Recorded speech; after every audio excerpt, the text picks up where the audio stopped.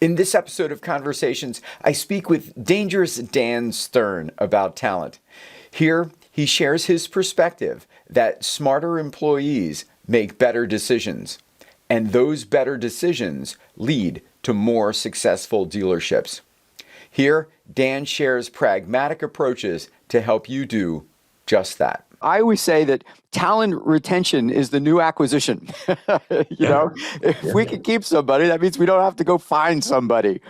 Tell me about how your idea about the three W's and setting employee expectations actually leads to staff retention. To me, staff retention really it comes down to a simple: let's communicate as effectively and clearly as we can. So the three W's we've used for many, many years, and it's this simple. It's this is what I want, this is why I want it, and this is when I want it. So if you don't communicate on every task using those three W's, you're not really communicating well. So what I want and when I want it, that's easy to understand. But taking the time to explain why, that's the critical part. So here's why I want you to do this. It'll generate more profit by making a happy customer. The happy customer is going to tell his friends, and more profit means I'm going to pay you more. So my goal is to pay you more. And I'm able to, and if I can pay you more, that means I'm making more.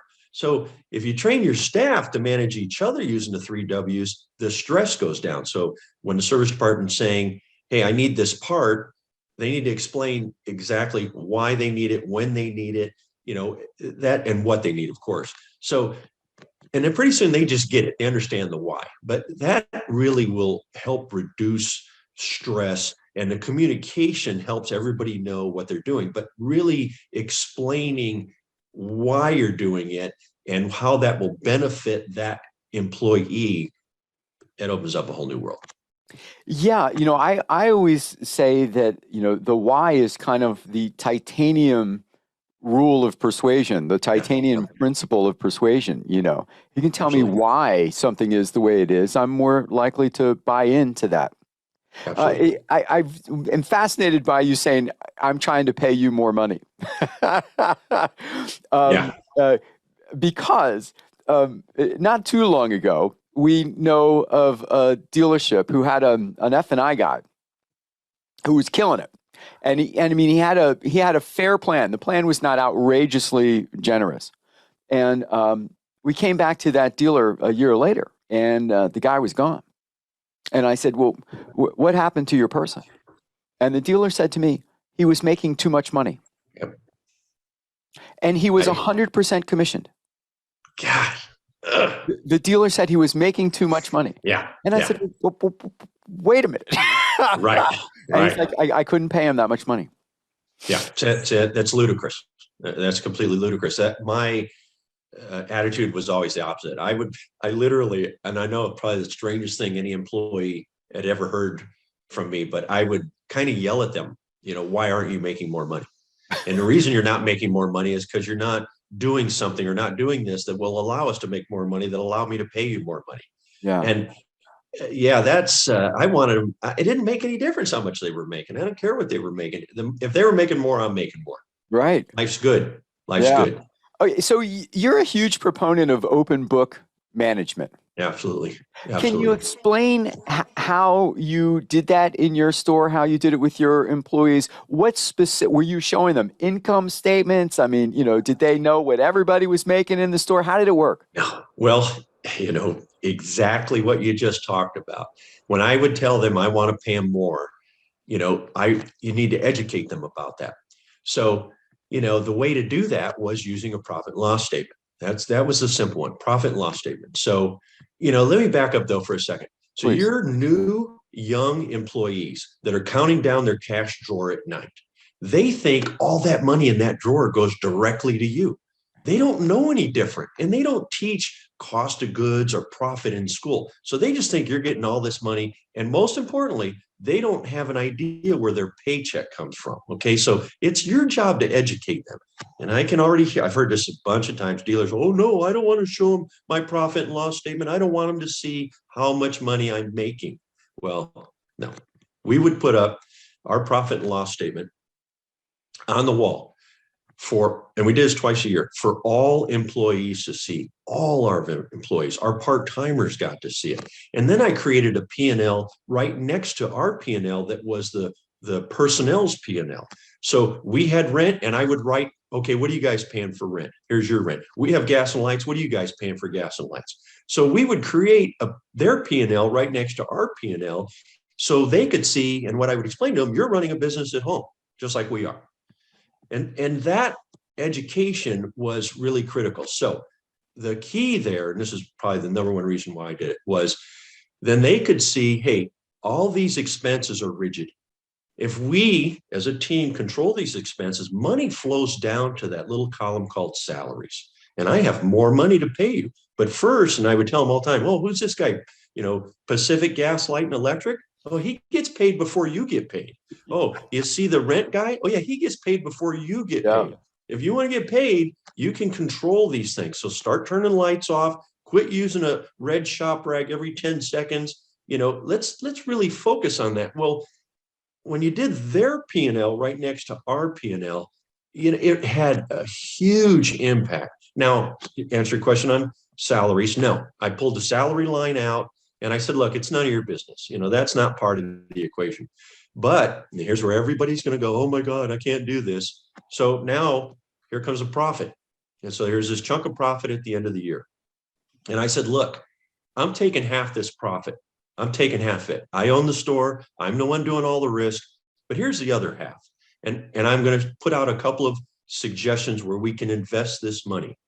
Do you want more vacation? Or maybe we should start a rental department. The staff chose the rental department because they could see that was going to make us all more money, which in turn would make them more money. Hang next year, yeah, swear to God, Dan, hold the phone. So in this meeting, you said to them, okay, you said, I'm going to take half of it. Fine, fair enough. The farmer should make more than the farm hand. Right. I'm with you. But then you said to them, so what do you think we should do with the rest of it? Would you like more vacation time, or do you think we should start a rental department? And they chose a rental department? I swear to God, they chose a rental department because I showed them if we invest that money into rentals, that's going to generate more money. More money means more salary. And they always knew that. I was always willing to give them more. And I'm going to tell you, in the times, our worst recession ever, I didn't lay one person off. I never laid people off. I didn't lay people off in the winter. So I built a rapport with them that they trusted me. Right. So they knew that. The next year, when we had profit, same thing. I said, I'm taking half, and here's some ideas. You want more vacation? You want more sick? Or how about a 401k? They went for the 401k because they got educated. They understood what business was. They understood what expenses were, and that if they controlled that they would get paid. And, honestly, when the store was sold, the first words out of the mouth from the new guys that were buying it said, wow, you pay your people really well. I said, yes, I do. But I have a lot of staff that have been with me for 10 plus years that were consistent, that were good at what they did. So I created smart, educated employees using open book management. I don't know how you can train otherwise. So what would you tell a dealer who maybe there's someone out there right now watching this going, well, that Dan sounds like this sounds like it might be a decent idea. What would you tell them that they should do or think about or know about prior to launching an open book management policy or regime at their dealership? Regimen, rather. If you're not comfortable with everybody seeing it, and I'm sure most aren't, I was, then I bet those dealers aren't even showing it to their managers, just the department managers. The department manager doesn't really know how he's getting paid. The department manager, needs to know not what his profit margin is. Yeah, they all do that. That's fine. But he needs to know where his paycheck comes from, where his budgets come from. Let him in on that. Let him look at what your overhead is. And I have no problem saying this out loud. My overhead was $220,000 a month to put the key in the door.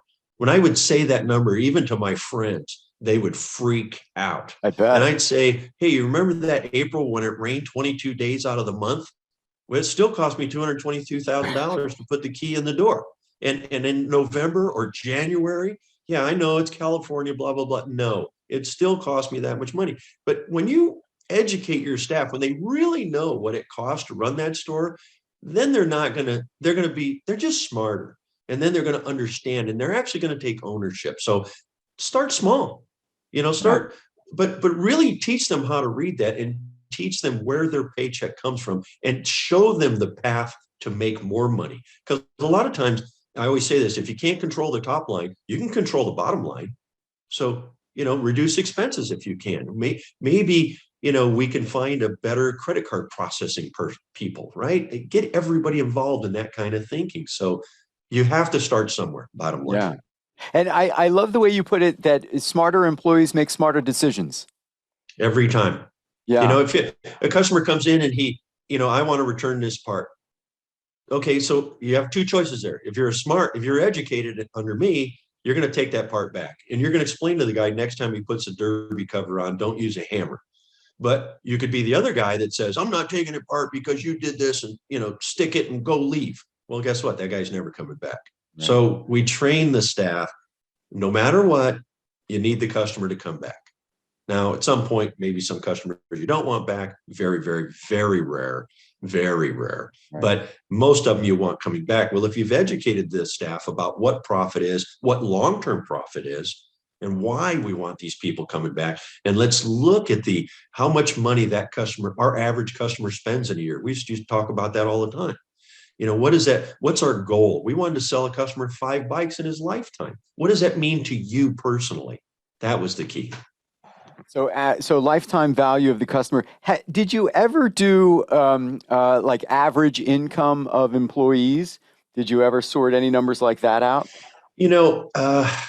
We didn't. We kind of had a range, which again didn't hold them back. But no, it was, depending on the part, depending on your skill set and job you're hired for. Like everybody, we kind of had a starting platform. But we also laid, again, I'm a big proponent in this. We laid out and always talked about where their future is, where they want to go. Not so much money, but responsibilities. But we always made this very clear: responsibilities and pay go hand in hand. So if I have to manage you, meaning I have to tell you every time I walk in to wipe this down or wipe that down, I'm burning down time. And if I'm burning my time, then I can't afford to pay you more. But if you just pick up these tasks and you're running with them, you're more valuable to me. So was it a little lopsided sometimes in departments? Yes, because the employees that I had to manage less got paid more. Right. Isn't that something? Now, you had some of the highest profit margins in motor company history, but you were not marking up your products. You weren't marking up your motorcycles over list. Nope. So, how'd you do it? Not rocket scientist, but diligence. So obviously, open book management, showing the P&L. So employees were actively involved in keeping expenses under control. We didn't discount anything. I mean, yeah, we did the occasional sales like everybody else did, but we would train our staff that when a customer's asked for a discount, to politely say, we don't discount to anyone. Now, I walk into the other stores, they discount to hog members, they discount to the fire department, they discount to the police department. Why? When was the last time you got pulled over by the police and you got a discount? What are you doing? Right. And then I look at the metrics, and I'd see all these other stores and their margins are so low. And so all I could think of was they're either discounting all the time, they don't have any control, or they're not downloading price lists. Some of that happened, but mostly it was lack of inventory control. I'm appalled at the horrible condition of the inaccuracy of the inventory in those stores. So none of these stores take inventory errors seriously. I'll call another store and say, I'm looking for this part. Oh, the computer says I have it, but I can't find it. Click. They didn't fix it. We trained our staff that inventory equals cash. So if we weren't able to sell that part because we couldn't find it, that was lost profit, which meant possibly less pay for them, or not more pay for them, right? So I'm telling you, every store I've ever been in, their inventory is a wreck. Now, back to the point a little bit more. They pay too much for freight. I see it all the time. They're air freighting red label, blue label on stuff they don't need to have done. Freight's killing them. They're not taking advantage of the trade orders. They're not taking advantage of regular discounts. It was really just focusing on, we don't need to discount. I will say I charge more per hour in service department than anyone in my market. I did charge more for PDI than anyone in my market because we did a time study. So why was I able to? My service department was booked all the time, and I charged more than anybody. And I charged more for PDI because that's how long it took us to do that. So, people questioned it, but we would explain, like our service department, I send all my people out for training. They're all up to speed. And I'll say during that, we never had an accident. We never got sued. We never even had a buyback. So I charged more so I could train more. So Yeah. that margins went up because, not that I took advantage of it, but I just charged what I thought was accurate and I didn't discount. Interesting. What's your take on today's market adjusted pricing? Yeah.